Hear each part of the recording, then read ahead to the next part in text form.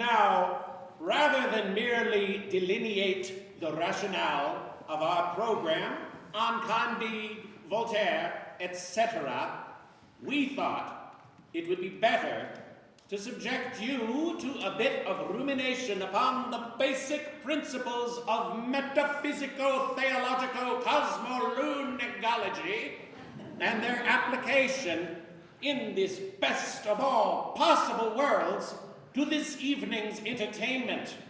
It is clear that things cannot be other than they are, for since everything is made to serve an end, everything necessarily serves the best end. Observe, noses were made to support spectacles. Hence, we have spectacles. Legs, as anyone can plainly see, were made to be skied with, and so we have skis. Clay is made to be baked into bricks, to be stacked, and to build concert halls with. Thus, my audience sits in a glorious concert hall, for the greatest audience in the Rocky Mountain West should have the finest of concert venues. And since elk were made to be eaten, we eat elk all year round. Consequently, those who say everything is well are uttering mere stupidities. They should say everything is for the best. While to the casual observer of things lately, it might be mildly controversial to assert the very bestness of things all the time, we can, nevertheless, in the person of Voltaire, find a reasonable case of best suitedness to the current moment. The past was made to teach us how to think, and hardly anyone ever thought harder than Voltaire. So we thought, oh, let's use a précis of Candide and little vignettes from the life of Voltaire to tell a story, to sift the sands of lost time in order to grind a unique lens through which to view our own time and maybe to see the future. And this will enable us to present a glorious lot of songs from Voltaire's era, thus providing for an edifying evening comprised of fascinating historical, musicological, and literary trivia, alongside a selection of songs, the eclecticism of which will ensure that every member of our audience has the very best of all possible evenings.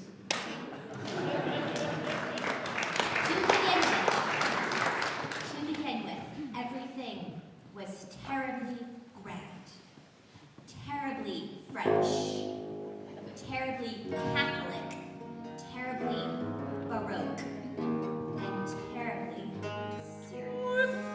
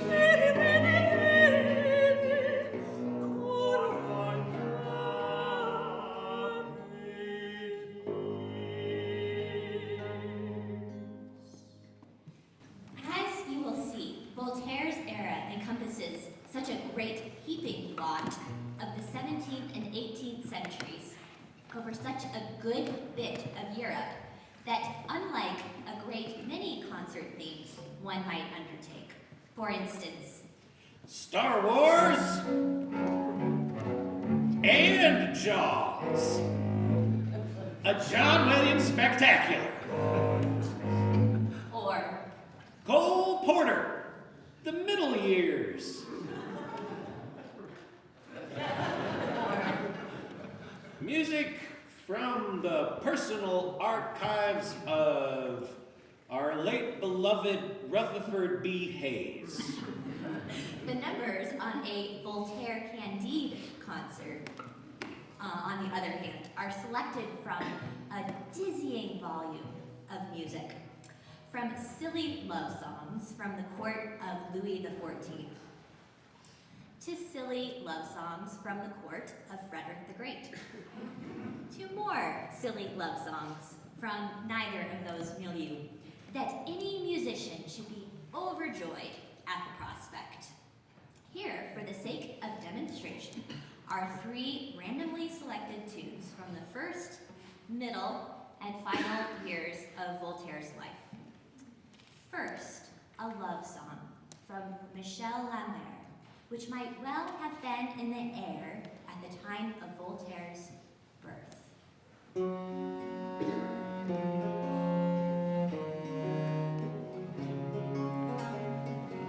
Oh, mépris chaque jour me cause 1000 alarmes, mais je chéris mon sort, je chéris mon sort, pas qu'il soit rigoureux. Oh, mépris chaque jour me cause 1000 alarmes, je chéris mon sort, je chéris mon sort, bien qu'il soit rigoureux. Hélas, hélas, et dans mes mots, je trouve tant de charme, je mourrais de plaisir si j'étais plus heureux, si j'étais plus heureux. Je mourrais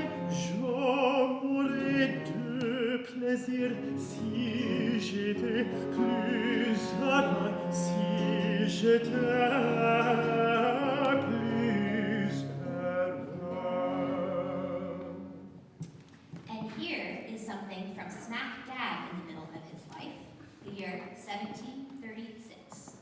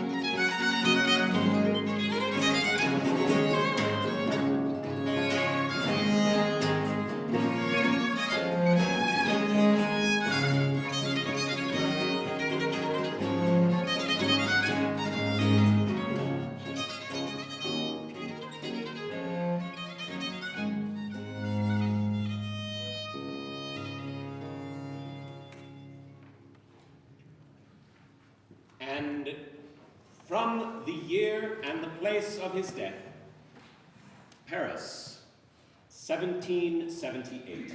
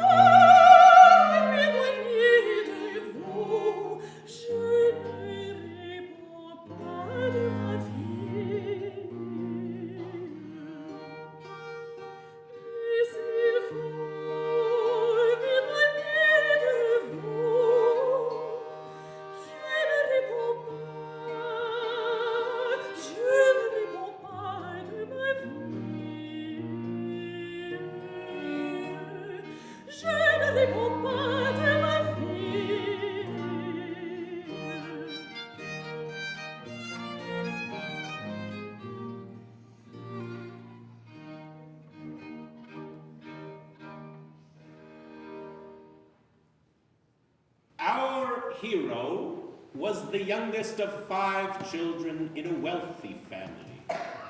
Given a thorough Jesuit education and prodded towards a career at the bar by his father, he turned his hand instead to poetry and essay writing and cultivated a witty, rhetorical mien that made him the toast of Parisian society. He began to write hit plays.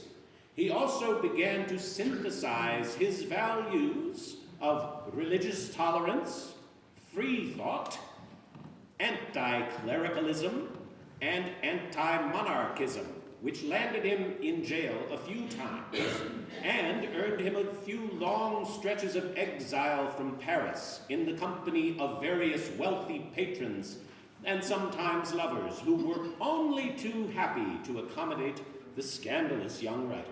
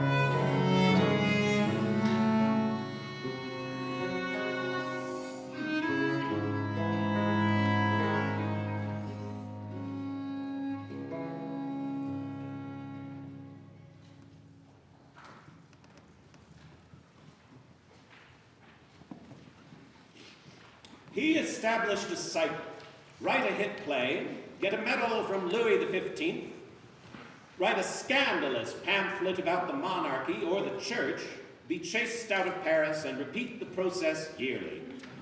Now, his life took a decided turn when he challenged the Chevalier Guy Auguste de Rohan-Chabot to a duel. Now, here's a bit of an aside. Our hero was born François-Marie Arouet, and he made up the nom de plume, Voltaire, with its strong connotations of leaping and taking flight. He made that up in 1718. Now, calling yourself Voltaire, which is a made-up word with volt and air in it, it's kind of like if I were to come in this evening and said, "Hello, everyone. My name is Tucker Slam Dunk."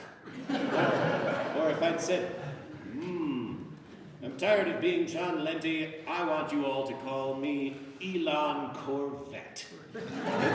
It's kind of plucky. It's a little cocky to give yourself a name like that. Said Roland Chabot. He publicly busted Voltaire's chops about it. And Voltaire said, "At least I'm the first of my name, but you'll be the last and least of yours." And when shortly thereafter the Chevalier had Voltaire beaten up by some hitmen, and Voltaire began to practice fencing in anticipation of a duel, the nobility, of which the Chevalier was a member, reacted like a herd of cows, one of whose members has gotten into a shindy with a furious little dog. They circled their wagons, they turned their backs on Voltaire. And Voltaire, rather than face the prospect of indefinite protective custody in the Bastille, escaped to England. England, being a few years ahead of France in the church busting, king decapitation, and constitution departments, was a functioning constitutional monarchy with a firm separation of church and state. The despotic excesses of Charles I, Oliver Cromwell, and James II had been countered by the adoption of the world's first Bill of Rights in 1689. This all delighted Voltaire, who published an encomium called Letters on England before his exile ended.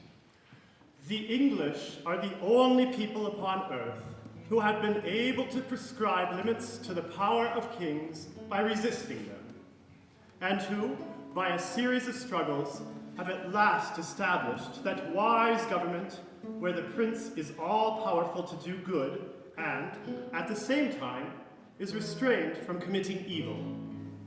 The English have doubtless purchased their liberties at a very high price and waded through seas of blood to drown the idol of arbitrary power.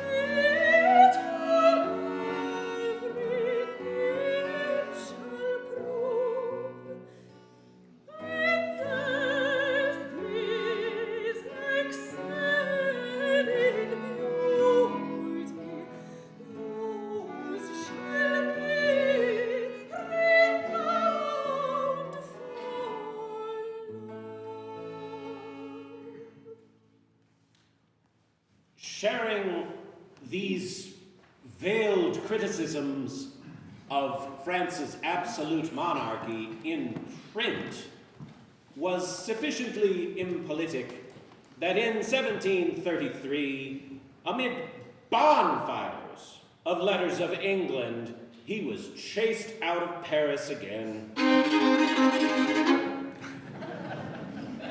Here's a joke. What do you call an essayist, poet, playwright, philosopher type at risk of imprisonment and without a girlfriend? We give up. Homeless.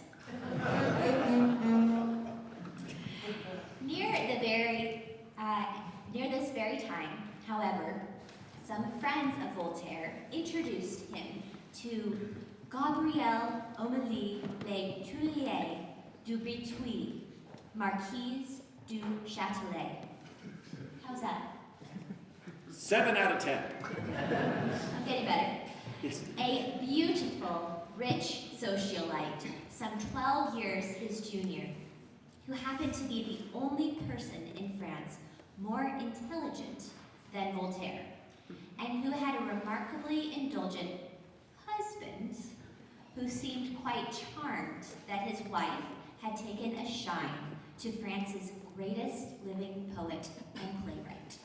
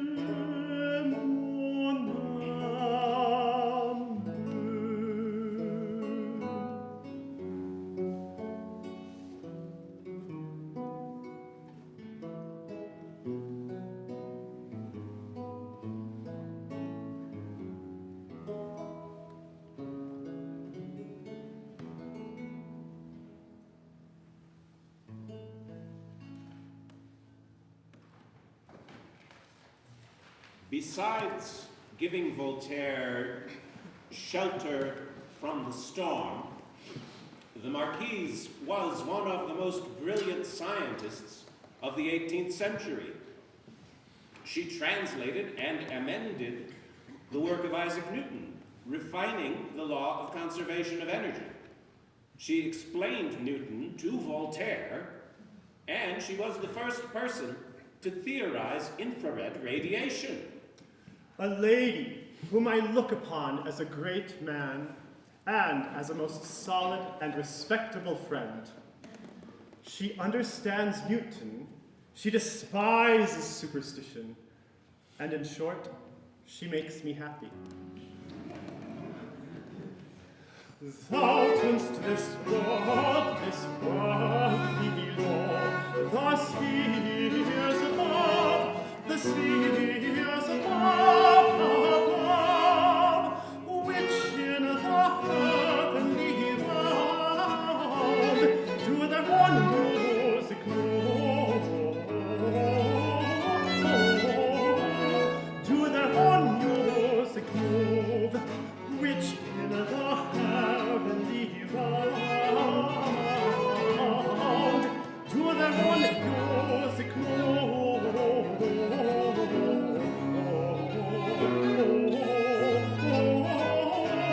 do their one music move. She and Voltaire amassed a gigantic library of scientific and historical tomes to rival any university.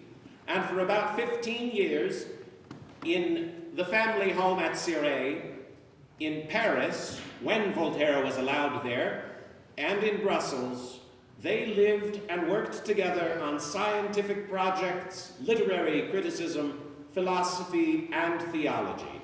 I am tasting in absolute peace and a fully occupied leisure the sweets of friendship and study with one who, unique among women, can read Ovid and Euclid, and who possesses the imagination of the one allied to the precision of the other. Their affair was the central plot element in the life of Voltaire. His truest love, his only intellectual equal, and his greatest inspiration. And it burned white hot for a considerable while. But as you might imagine, the stresses of being a remarkably gifted literary workaholic, whose fortunes vacillated between public adulation and having his books burned in the street, living in an adulterous relationship with the brightest person in France, took its toll, and Voltaire's ardor cooled.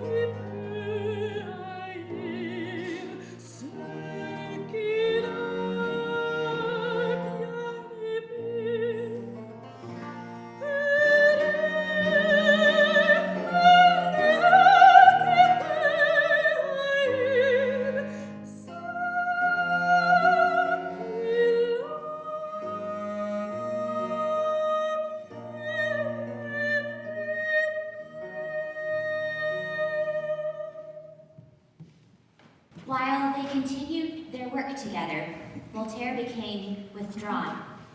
The Marquise took on a new lover, became pregnant, and died shortly after childbirth in 1749.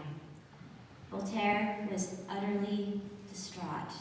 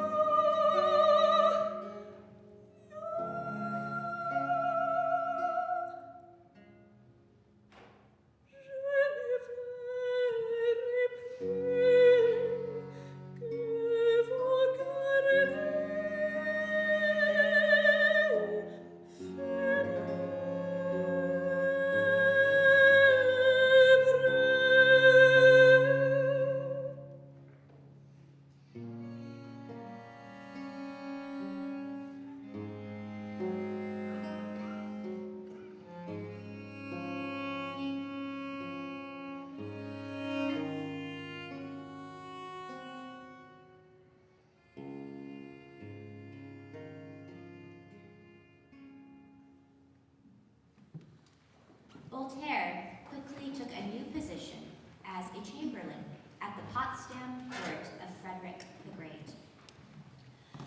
Frederick and Voltaire had been in epistolary contact for about 15 years, and they addressed each other, respectively, as ma coquette and ma chère maîtresse.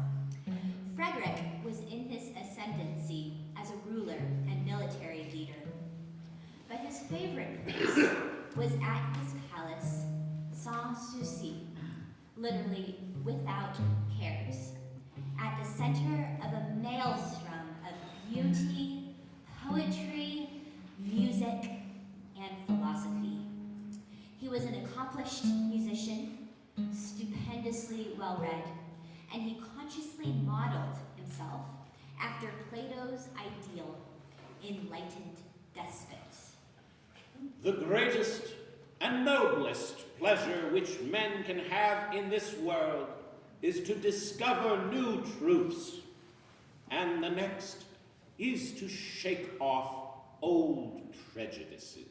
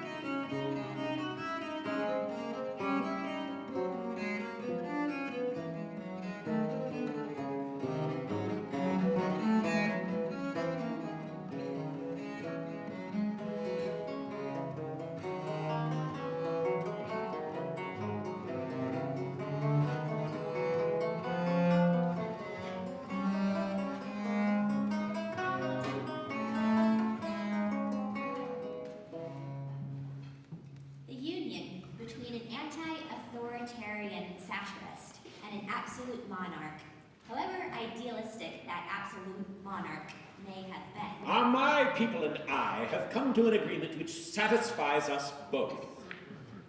They are to say whatever they please, and I am to do whatever I please. Might seem like an odd one, and it was, doomed to fail. Toes were stepped on, ire was raised.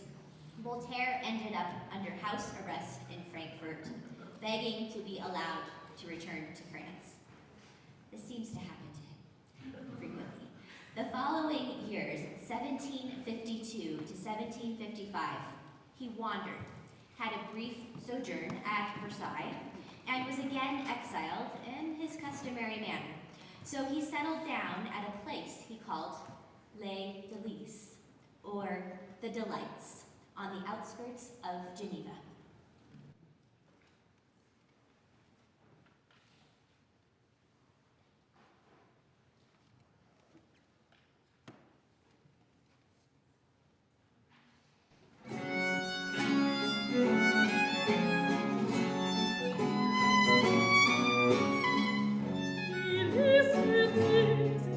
Fraise